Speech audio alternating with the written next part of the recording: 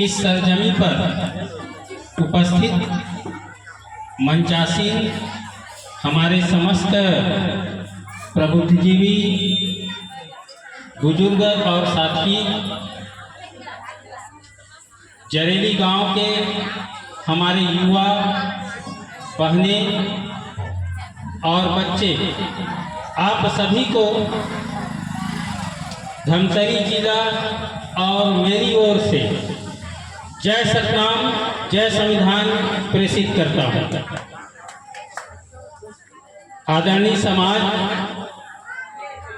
जितने भी वक्ताओं के द्वारा अभी बातचीत रखा गया, वास्तव में ये बातें हमें अपने बच्चों को, जिस प्रकार से फिल्मों के, टीवी सीरियलों के, या कहीं पर झगड़ा हुआ रहता है वो, या कहीं के किसी ने कुछ उल्टा सीधा कहा रहा वो, उन बातों को हम अपने घरों में, अपने परिवारों में चर्चा करते हैं, लेकिन हमारे बच्चों के साथ वर्तमान में क्या घटने वाला है और हमारे पुरखों ने हमें क्या कमा करके दिया है, इस पर घर परिवार में माता पिता, बड़े भाई, रिश्तेदार सब चर्चा करें। आदरणीय साथियों, अभी इन बातों को हमारी वक्ताओं के द्वारा बताया गया, तो वास्तव में बाबा गुरु घासीदास जी की जो सतनाम आंदोलन की पृष्ठभूमि रखा गया था, उस पृष्ठभूमि में आज हम सामाजिक काम किसे कहेंगे? सामाजिक काम क्या है? हमारे पुरखों के जयंती मनाना और प्रसाद बांटना और उसके बाद में घर चले जाना, ये नहीं है सामाजिक काम। वास्तव में जयंती हम उन महापुरुषों के मनाते हैं ताकि प्रत्येक वर्ष उनके द्वारा किए गए कामों को हम पुनर्वलन कर सकें, अपने लोगों को बता सके, अपने आने वाली पीढ़ी को बता सके, ताकि वो जो है उनके लिए तैयार रहें और अपने पुरखों के वसीयतनामा के अनुसार, अपने पुरखों के बताए रास्ते के अनुसार वो चल सके। बाबा गुरु घासीदास जी के संबंध में इसी बात को कहा, क्या कहा कि मैनखे, अभी हमारे कोसले भाई इसी बात को बोल रहे थे, मीरी साहब बोल रहे थे, मैनखे एक बरोबर और मैनखे ना एक बरोबर। तो बाबा गुरु घासीदास जी सतनाम आंदोलन की शुरुआत करते हैं, तब क्या कहते हैं? मैनखे एक बरोबर, अर्थात सभी मनुष्य एक बराबर है। जाति, वंश, लिंग भेद किसी भी प्रकार से ऊंच नीच, अंधविश्वास, आडंबर, पाखंडवाद का हम खंडन करते हैं। और मैनखे ना एक बरोबर, अब उसी को आगे ले जाते हैं, मैनखे ना एक बरोबर, अर्थात प्रत्येक मनुष्य को इस धरती पर पैदा हुआ है तो उन्हें उनके हक अधिकार स्वतंत्रता पूर्वक मिलनी चाहिए। मैनखे ना एक बरोबर, उनकी हिस्सेदारी की बात करता है। वो कहता है तो वो हिस्सेदारी हमको मिलेगी कैसे? तो हमको सामाजिक वातावरण को बेहतर बनानी होगी, अर्थात मैनखे को एक बरोबर करने की बात को हमको हर घर में, हर लोगों के बीच में पहुंचाना होगा। तो क्या करेंगे हम? मितान बनाने की बात करें, अर्थात बालक दास गुरु के समय में मितानी प्रथा जो शुरू हुआ, अर्थात मितान मतलब भाई बनाना, ये एक जाति दूसरे जाति को जोड़ने की एक अनूठी प्रथा थी। उसके बाद में गंगा जल, जवारा, भोजरी, इस प्रकार की जो और प्रथाएं चालू हुई, तो वो मितान बनाने की जो प्रथा थी, वास्तव में समाज जोड़ने की एक अनूठा मुहिम थी। इसी में बाबा गुरु घासीदास जी प्रयोगवादी व्यक्तित्व के धनी थे। मारी जोर के भात खाना, अर्थात जाति धर्म लिंग भेद और छोटा बड़ा इस बात से परे होकर के, इस बात से हट करके एक साथ एक पतरी में, एक लाइन में भात खाने की प्रथा की शुरुआत की। उसी को मारी जोर के भात खाना कहते हैं। और खून के रिश्ता बनाने के लिए उन्होंने क्या किया? रवा प्रथा। अभी भी हमारे जो गुरु परंपरा के लोग होते हैं वो अपने भोजन के अंत में छोटा सा खाना बचा करके जो उनके शिष्य बनाए रहते हैं उसको खिलाते हैं। क्यों? क्योंकि इससे जो हजारों वर्षों से दकिया सुनी जो प्रथाएं चली आ रही है, भेदभाव चली आ रही है, ऊंच नीच की बातें चली आ रही है, वो बाबा गुरु घासीदास रवा प्रथा के माध्यम से उसको समाप्त करता है। तो इन बातों को हम अपने बच्चों को अपने घरों में बताना है और अपने बच्चों को कलम और किताब से जोड़ करके रखिए। वो कलम और किताब, खास करके माताएं जहाँ पर हैं ज़्यादा संख्या में, कलम और किताब से जोड़ करके रखिए। वही आपके बच्चों के भविष्य का निर्धारण करेगा और वही आपको राजा बनाने का काम करेगा। बाबा गुरु घासीदास जी एक अनूठा काम हमारे और आपके बीच में करके गए हैं। घरों में गुरु गद्दी की स्थापना करते हैं। तो क्या करते हैं? घरों में गुरु गद्दी की स्थापना करते हैं तो उस गद्दी में की पूजा करते हैं। तो बाबा गुरु घासीदास जी कहता है उस गद्दी के संकेत के माध्यम से कि हर घर में गद्दी होनी चाहिए, गुरु गद्दी, ताकि जब भी आप वहां पर दीपक जलाने जाओ तो वो आपको, आपके बच्चे को मालिक बनाने की प्रेरणा मिले। वो आपके लिए गद्दी बना करके गया है गुरु घासीदास, जिसको अभी कोसले साहब भारतीय संविधान में बता रहे थे। तो आज से 250 साल पहले गुरु घासीदास जी गुरु गद्दी के माध्यम से संकेत देता है कि आप अपने बच्चे को मालिक बनाने के लिए काम करवाइए, राजा बनाने के लिए काम कराइए, इस भूमि के उत्तराधिकारी बनाने के लिए काम कराइए। ये वो गद्दी का संकेत है। तो अपने बच्चे को गद्दीदार बनाने के लिए, मालिक बनाने के लिए, राजा बनाने के लिए हमको क्या करना चाहिए? उन्हें कलम और किताब से जोड़ के रखना चाहिए। भले ही चटनी में खाओ, जमीन में सो, लेकिन शिक्षा को अनिवार्य रूप से अपने घरों में प्रसारित कराओ। और खास करके माताओं की ज़्यादा जवाबदेही बनती है। और जैसे अभी साहब जी ने बताया कि आपके हक अधिकार को आप अपने बच्चे को शिक्षा की से जोड़ रहे हैं और शिक्षा से जोड़ रहे हैं, तब क्या होगा कि कलम कसाई लोग जो है ऊपर से आपके अधिकार को खत्म करने का काम भी करेंगे। तो उन कलम कसाइयों को पहचानना है और आपके जहां हक अधिकार की खत्म करने की बात होती है तो वहां पर सीना तान के बालक दास गुरु जैसे, बाबा गुरु घासीदास जैसे, बाबा साहब अम्बेडकर जैसे, कबीर दास गुरु जैसे, रविदास गुरु जैसे खड़ा होना है और अपने बातों को कहना भी सीखना है। ये है हमारे पुरखों के काम, ये है हमारे पुरखों का संघर्ष। वास्तव में हम समाज की बात करते हैं तो हमारे बीच में जब भी हम अपने पुरखों को याद करें, जब भी उनकी जयंती मनाएं, जब भी हम पुण्यतिथि मनाएं, तब क्या करें? हम वैचारिक रूप से उन्हें लोगों तक जाने का प्रयास करें। जैसे धमतरी जिला में एक PBS करके 2012 में कार्यक्रम शुरू हुआ था, पे बैक टू दी सोसाइटी करके, ये हमारे पुरखों की बात थी। उसको हमने प्रत्येक घर में गुल्लक को दे देते थे।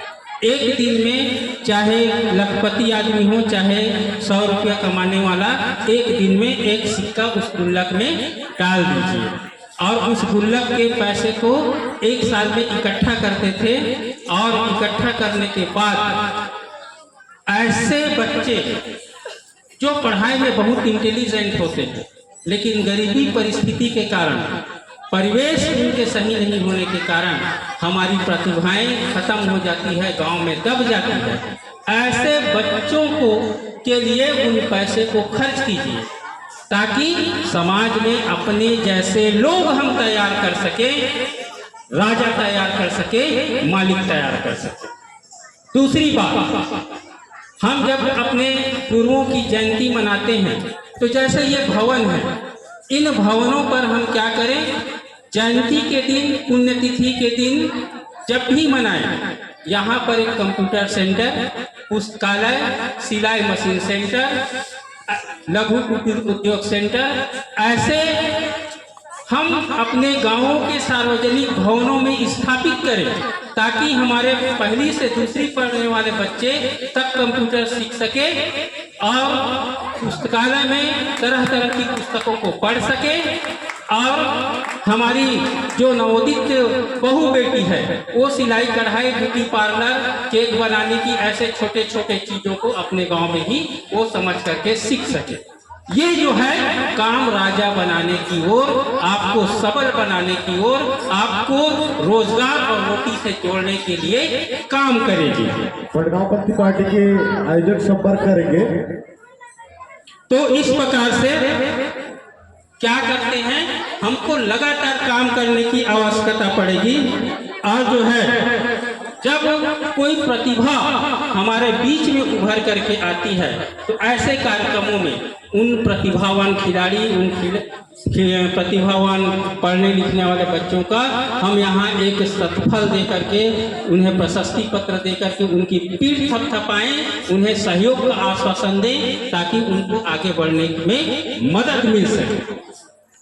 और हमारे गांव में टीचर होते हैं, पढ़े लिखे युवा होते हैं जो इधर उधर भटकते रहते हैं, पान ठेला में घूमते रहते हैं, ताश खेलते रहते हैं, मोबाइल देखते रहते हैं, तो उन्हें एक इडियट बॉक्स के रूप में टीवी को, मोबाइल को हटाइए और अपने बच्चों को पुस्तक, कलम, किताब से जोड़िए और उन युवाओं को आपके सार्वजनिक भवनों में जो है 10वीं, 12वीं, 5वीं, 8वीं ऐसे कोचिंग सेंटर से जोड़िए।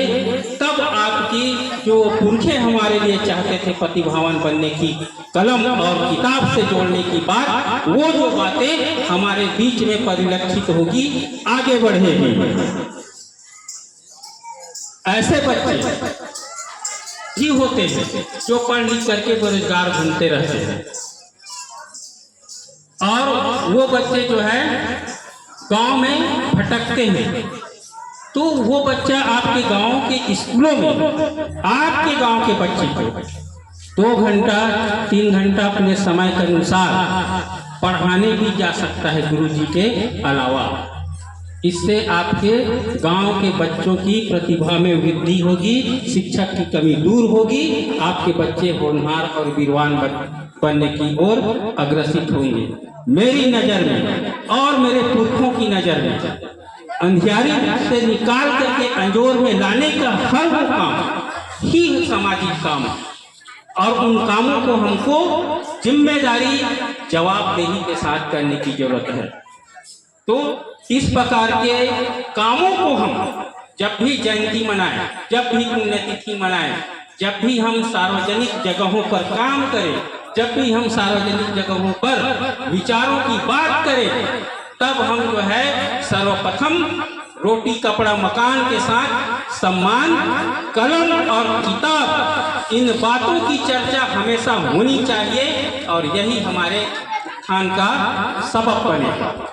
और समाज के प्रत्येक घरों में मेरे पुरखों ने मेरे लिए मेरे वसीयतनामा में क्या छोड़ के गया है, अर्थात मेरी पुरखे जो है मेरे लिए मेरी वसीयतनामा में क्या लिखा है, तो उस वसीयतनामा को मुझे पढ़ने की जरूरत है। तो इसलिए प्रत्येक घरों में किसी भी प्रकार से जो आपके अंधविश्वास, जातिवाद को बढ़ाने वाला पुस्तक हो या ना हो, लेकिन भारत के संविधान हर घर में होनी चाहिए। और भारत के संविधान को हमको घर घर तक पहुंचाना है। ये हमारे तमाम पुरखों की वसीयतनामा है। आदरणीय समाज, और जहां तक मेरी आवाज जा रही है, उन बातों को मैं अपनी बातों से बताना चाहता हूं कि अपने हक अधिकार के लिए हमको सजग रहना होगा। किसके समान? राजा गुरु बालक दास के समान, बाबा साहब भीमराव अंबेडकर के समान, बाबा गुरु घासीदास जी के समान। ये संघर्ष की हमारी एक लंबी श्रृंखला चली है, तो उस श्रृंखला की कड़ी हमें और आपको बनना है। और खास करके मैं अंत में अपनी बातों को अंतिम रूप देते हुए माताओं से निवेदन करता हूं कि अपने घरों में अपने बच्चों के वसीयत को लिखिए। आप अपने बच्चे को क्या बनाना चाहते हो, आज ही लिखिए, क्योंकि आप अपने बच्चों के भविष्य को नहीं लिखेंगे तो वो दूसरा व्यक्ति आपके बच्चे के भविष्य को दूसरा लिख देगा। इसलिए आप अपने घरों के दीवारों में, अपने घरों के आईने के सामने लिखिए, मेरा बेटा मेरी बेटी कलेक्टर बनेगी, आईएएस बनेगी, टीचर बनेगी, डॉक्टर बनेगी और दुनिया के सर्वोच्च पद पर जाएगी।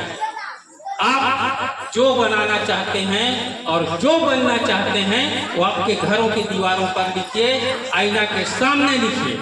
और आपके बेटा, आपके बेटी जब भी स्कूल जाता है तो उन्हें बोलिए और बच्चे से बुलवाइए। क्या बोलेंगे कि जा स्कूल जा, ऐसा नहीं, जा बेटा कलेक्टर बन के आवे। उसको प्रमोट कीजिए, उनकी हौसला बढ़ाइए, उन्हें प्रमोशन दीजिए। यही बच्चा भविष्य में समाज का उद्धार करने वाला एक होनहार विद्यार्थी बनेगा, समाज के कर्णधार बनेगा। तो इन बातों को आज ही शुरुआत कीजिए। अपने बच्चों के क्या बनाना चाहते हो लिखिए और उस पर काम कीजिए। यही है मेरे नज़र में सामाजिक काम और मेरे पुरखों के वसीयतनामा। अंत में मैं 2 पंक्ति करता हूं।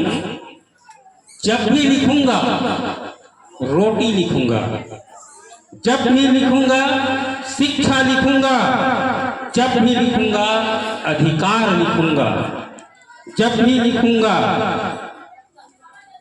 सम्मान लिखूंगा। अगर नहीं लिख सका तो कुछ भी नहीं लिखूंगा, कि मुझे और भी है काम करने की जरूरत। रोटी कपड़ा मकान और सम्मान के लिए जब भी लिखूंगा सच को सच ही लिखूंगा। आदरणीय समाज, आपने मुझे बुलाया और सम्मान दिए। आप सबको और पूरे जरेली गांव के और हमारे बुजुर्ग बैठे हैं, उन सबको मेरी ओर से बहुत बहुत धन्यवाद प्रेषित करता हूं। जय सतनाम प्रेषित करता हूं, जय संविधान प्रेषित करता हूं। Thank you. बहुत बहुत धन्यवाद भाई साहब भाव सिंह डाहरे जी। आपकी धमतरी जाते हैं तो आप हमें घंटों समय देते हैं, लेकिन समय की बेला है जिनके वजह से बहुत कम टाइम में कंक्लूड करने का हमें निर्देश मिला है। चलिए हमारे बीच पंथी पार्टी के